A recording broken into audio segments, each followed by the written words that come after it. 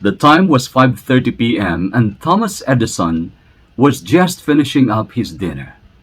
A man came rushing into his house with some urgent and terrible news to share.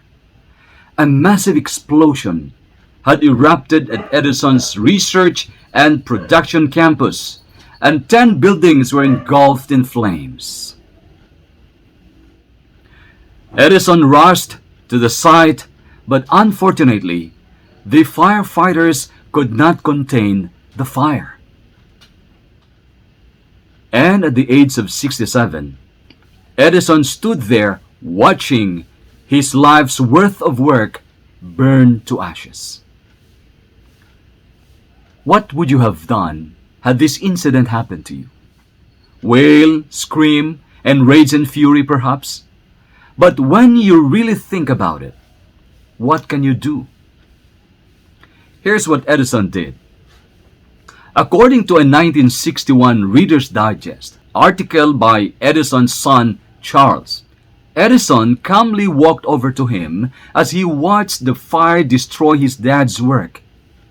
In a childlike voice, Edison told his 24-year-old son, "Go, get your mother and all her friends. They'll never see a fire like this again." When Charles objected, Thomas Edison said, "It's all right. We've just got rid of a lot of rubbish." Later at the scene of the blaze, Edison was quoted in the New York Times as saying, "Although I am over 67 years old, I'll start all over again tomorrow." Edison simply faced the obstacle and saw it for what it is: faith. Wow, such a calm spirit, not blaming anybody, including God. I could say this describes the simple concept of Amor Fati. What does this Latin term Amor Fati mean? Amor Fati is a Latin term or word which means love of one's faith or kapalaran.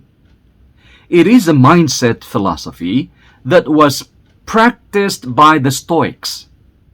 Stoicism is a school of philosophy that hails from ancient Greece and Rome in the early parts of the 3rd century BC.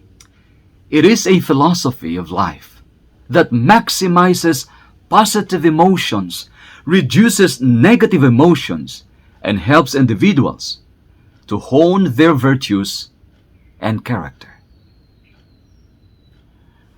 According to Epictetus, another Greek philosopher, he said, "Do not seek for things to happen the way you want them to.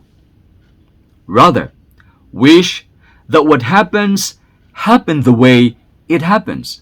Then you will be happy." Amor Fati.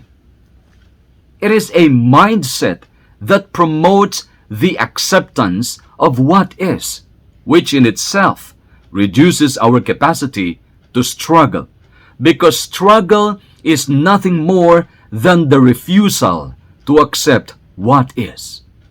Friends, it's all about acceptance. When bad things happen to us, and it's beyond our control, we just need to accept them and leave them all to God. 1 Thessalonians chapter 5, verses 16 to 18 says, "Rejoice always, pray continually, give thanks in all circumstances, for this is God's will for you in Christ Jesus." Viktor Frankl, an Austrian psychologist, said, "When we are no longer able to change a situation, we are challenged to change ourselves." God bless us all, and blessed Sabbath, everyone.